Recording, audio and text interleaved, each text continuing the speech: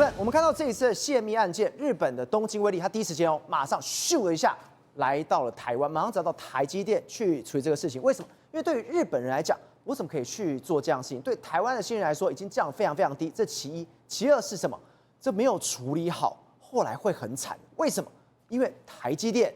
它的手法很多的，你今天在哪里，我都可以跟你求偿到底的。对，这是很严重的问题，因为台积电一旦求偿，因为2奈米投资的经费跟研发的经费相当的高，所以这牵涉到是整个公司，甚至2家公司都会被影响到。一个是东京威力科创，还有日本的2奈米的国家队 Rapidus 的问题都会影响到。那这个时间点一公布之后，这些消息一公布之后，东京威力科创今天股价是跌了3.77%，算是跌很重哦。它是日本第一科技股，比 Sony 还要大哦，所以你不能小看这家公司哦。这是日本最大的科技公司，那它上礼拜五就已经跌了17%，那整个事件其实是相当严重的。那为了处理这个新闻，我知道是早在5月的时候，大家已经知道这件事情了。那7月18号很敏感的就是 Rapidus 公布它会做2奈米，对，我们的检调是7月25号动手了。7月25号动手之后，整个竹科圈其实都已经知道这件事情了，新闻是被压下来了，是到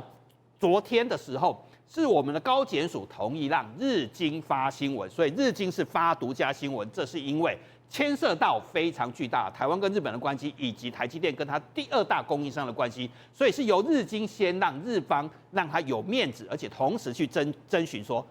我们这样处理新闻可不可以？接下来日经公布之后，日方没有意见之后，才由台湾的相关的报纸才会跟进报道。那时候其实日经方面或日本媒体并没有点名这2家公司。只有台湾的媒体去点名那家公司，那为什么这么敏感？我就告诉你一个故事：偷2奈米的资料，在全世界都是严重的事情，所以不能说只偷台积电是严重的事情。那台积电在告人的时候，其实对他来讲虽远必诛，因为这是一家公司生存的问题哦。一家1兆美金的公司有可能因此倒闭哦，因为2奈米决胜的是未来很重要的一件事情。对，台积电当年在告世大以及我应该讲叫中芯半导体创办人的时候，当年这是世大半导体，台积电被收购它之后，他跑到中国去成立中芯半导体，把台积电一堆人带走。当年其实厂况是怎么样吗？因为当年机密资料没有保护的那么好，台积电的员工是从影印机直接影印资料带到上海去，甚至可能专案经理叫刘云倩带走是一大堆东西去。所以带的东西其实是几乎是台积电资料，可以直接运走，而且一整装的直接拎着就直接到了中国去。在2001年的时候，其实那时候机密保护、商业秘密、营业秘密并没有那么严，所以当初这个盛况是一大堆人真的在影印，挖了很多人。但台积电打了8年的官司，这重点是打了在加州打官司，提出了非常多关键证据之后，第8年才打赢。打赢之后拿到什么？拿到了8亿美金的2亿美金的球场跟8%的股权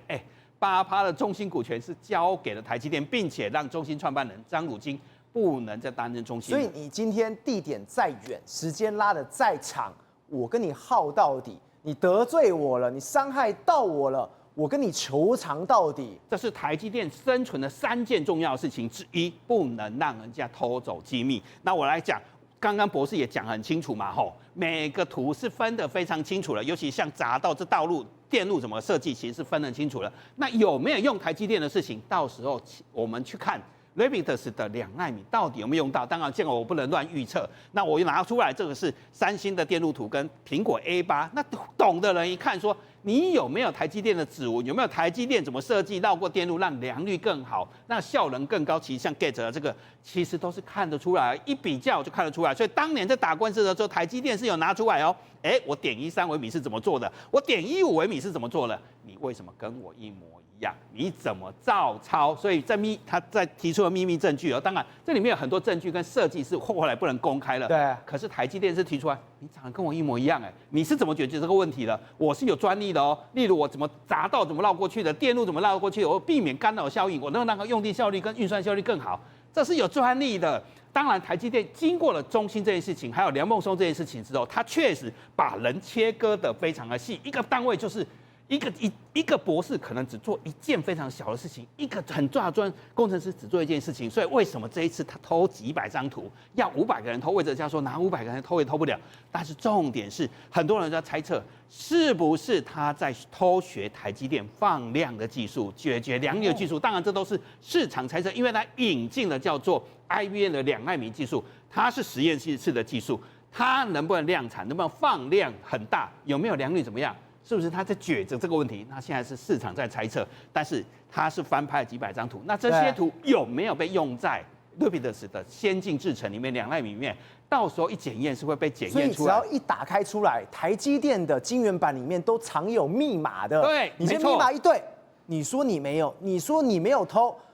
一翻两瞪眼，都有笔记的，里面都藏有专利，甚至台积电可能会故意有藏一些东西是跟别人不一样，他一认就认出来。所以到时候到商业法庭去打官司的时候，为什么说打官司就会辨别出来？到时候赔的钱是很惊人的。那为什么说这是台积电最重要的事情？是张忠谋在台积电为什么过这么好日子？是张忠谋确定了一个3件事情，是台积电3个到目前为止竞争最大的法宝，3个不能打破的原则。第一个是技术自主。那什么叫技术自主？他在1999年的时候决定做一件事情，本来台积电的技术跟今天的 Rapidus 的技术来源是一样的，都是 IBM。那时候引进叫.13同制程的，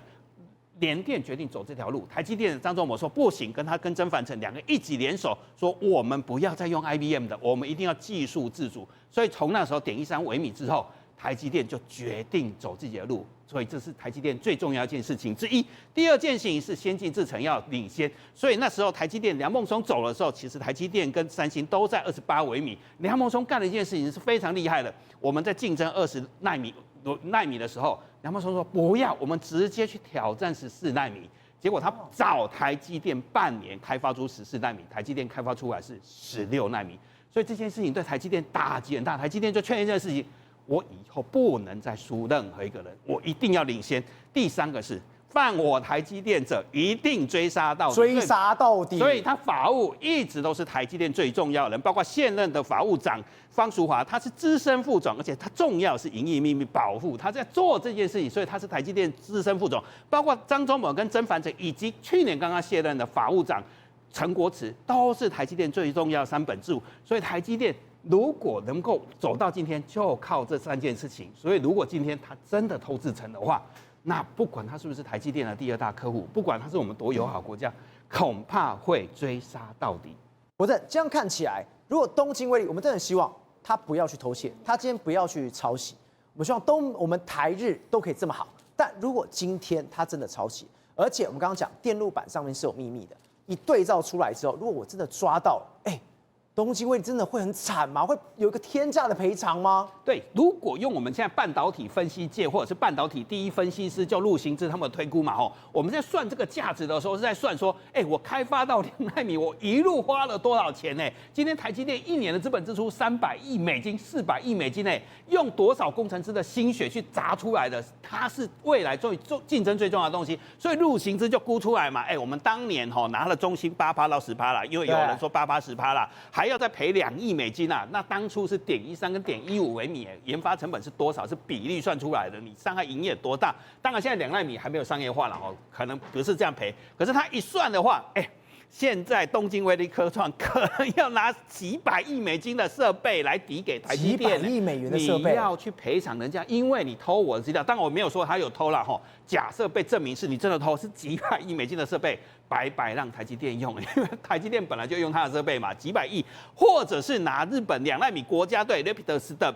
10%到20%的股权来赔给我，这是一个很巨大的损失。你刚刚讲的是什么？他们是日本的国家队。日本国家队竟然现在要等于是要拿10到20% 给台积电，这对日本人来说怎么可能会接受？可是你重点是，今天我们开发一个2奈米的先进制程，要投了事情钱就是这么多，商业市场就是这么大，所以如果按比例来算的话，你偷我的资料，你就要赔偿我投入的心血啊，所以就是几百亿美金跟10到20%，台积电到时候就会变成日本国家队的最大股东了。因为这件案子真的让我们觉得非常的奇怪。我们刚刚前面有特别提到一件事情，台积电获悉这件事情之后，内部它先锁紧，外部马上去通知国科会，国科会也跟总统总统也知道这件事情，总统之后当然知道这很严重啊，这跟国家的经济命脉是有关联的啊，赶快指挥下面人全部通通办，反而是什么日经亚洲、日媒先报道出来，这到底在玩什么？可能日媒早就已经掌握到在日本的东京威力的这样的一个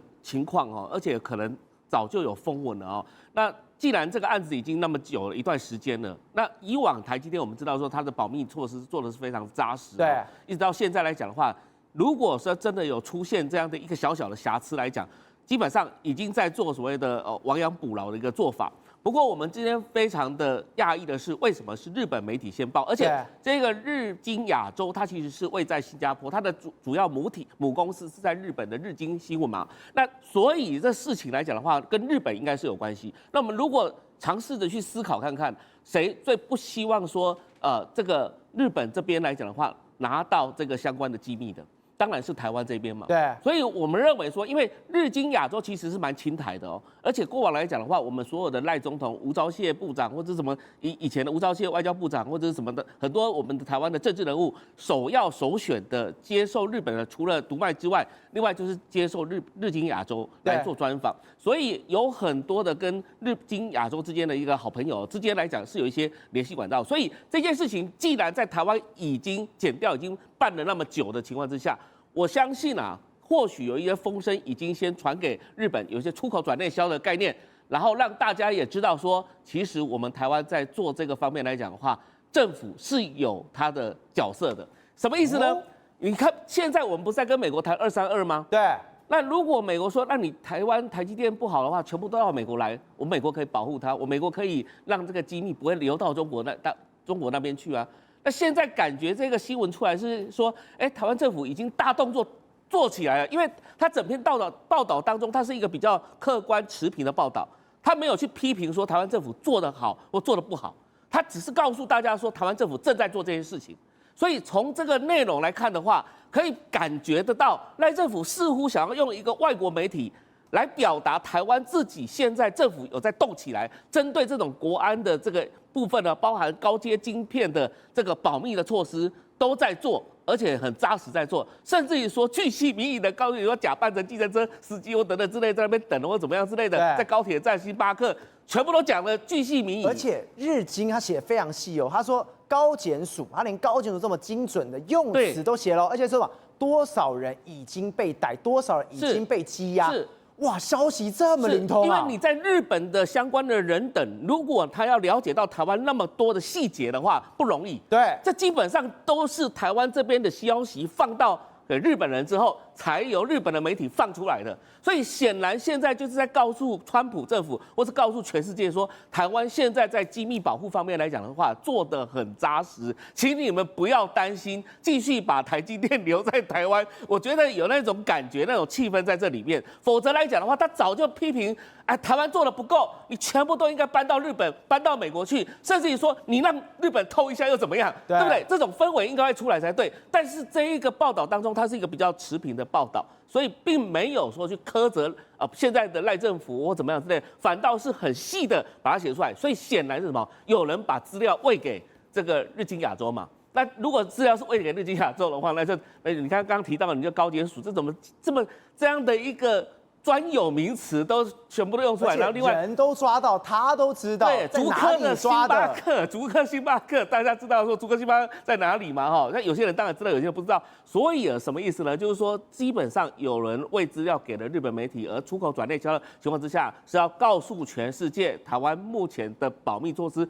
正在做，而台积电呢也非常积极的在做这个保密措施。慧珍，这样一路看起来，政府做了这么多，第一个跟国外过来喊话，第二个是什么？让台湾人民知道一件事情。我们台积电不会随意送人的，这很重要啊！没有想到今天有一幕我看傻眼了。今天有记者去问我们的经济部长郭志辉，现在是多严重的时刻，台美关税都还没有下来，台积电要好好的护着。就问他说，这个川普投资3000亿这件事情，他第一句回什么？假消息。我心想，他最近是不是太累了？他最近到底知不知道他自己做了什么事？他说了什么？我跟你讲哦，真的，记者问他说：“哎，有关于川普这样子所谓台积电投资3000亿美元的说法，他讲到假消息的时候，那个记者在跟他讲说，你的意思是川普讲的是假新闻？你在呛川普啊？对啊，就简直不可思议，你知道吧？觉得怎么可能？而且川普讲的那个话是所有的访问都有的，你看他现在讲。”这是假讯息，每个人都傻眼了。然后那个记者整个下巴都快掉了，就说：“哈，你讲川普讲的是假讯息。”就还有访问他哦，他说：“啊，假讯息，假讯息。”所以我不知道是这样子，郭智慧他是谋困霸哈，而且搁在喊迷，怎么会这状况外到这样的还是一个程度？郭智辉真的累了？他第一时间什么？他跟中小企业座谈会的时候，不是说这个我们要投资4000亿美元吗？就大家骂完之后，没有，我举例啦。被大家讲，你把嘴巴闭了，结果没想到今天一被问，他更懵了，就直接说这是假消息，他根本不知道自己怎么办了。是，而且我们都知道，现在其实全台湾就关注2件事情，一件事情就是南部的救灾，另外一件事情当然就是关税。那南部的救灾叫灾区，关税这个问题应该是全世界都陷入到这个关税的海啸区，不管是灾区还是海啸区，郭智辉一个人不知道活在哪一个空间里面，他完全不在这2区域里面啊！什么？除了海啸区的事情，他这个关税事情，他完全搭不上话之外，被人家发现他去南部陪同的卓院长去勘察那个灾区的时候，他竟然穿皮鞋。对，这个皮鞋这个画面一出来，我跟你讲，你不要说救灾政治学啦，你其他的东西你就算没有这个比如就是说不会摆拍或干嘛，你光鞋都穿不对，就马上被人家拍出来，人家就说，你怎么穿那个皮鞋？皮鞋是要救什么灾？全部人里面就你就穿着这个皮鞋，让人家觉得这根本你跨靠我跟你讲，郭智慧他这个人问题大到。他才去年才5月人才上任，到了去年年底就已经有媒体写，他一上任不到8个月时间，经济部的3个最重要的次长全部都浪杠体。3个人都浪杠跑了，所以我跟你讲，现在大家问什么台电为什么救灾好像有点不如预期，为什么水的情况水利局这么状况感觉上好像什么水门没关还是怎么样？现在所有的问题大家在质疑，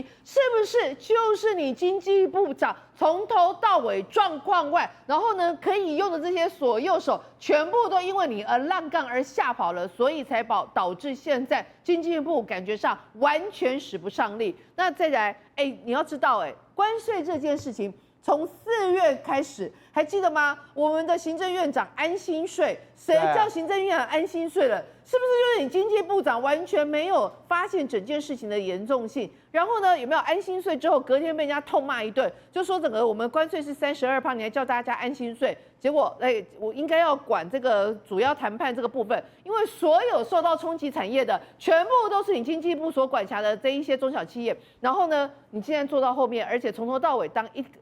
做了1.5个小时当人形立牌，一句话都没有说，到底是多状况外才会搞到真的是从头到尾只有一个点头，我有来，但我有来，但是跟人形立牌一样，完全使不上力，所以人家就认为到底你的经济部长郭智辉，你上任到现在，你到底有哪一件事情是办好的？宏观取材，厘清真相，犀利精准，深入剖析，时刻掌握关键，新闻时事不漏接。